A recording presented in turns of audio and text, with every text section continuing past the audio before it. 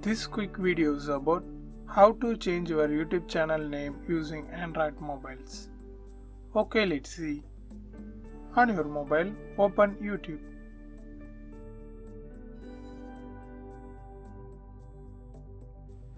Then tap your channel logo. Now here you can switch your YouTube channel if you want. For now I don't need that.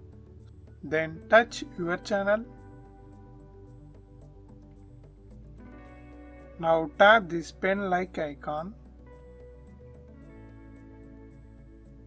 Yeah, here you can see the channel name edit option. Just touch this pen like icon. Then enter the name you want. I just change this width to videos. Once you enter, then touch OK. That's it. Let's check that. Yeah, now it's changed.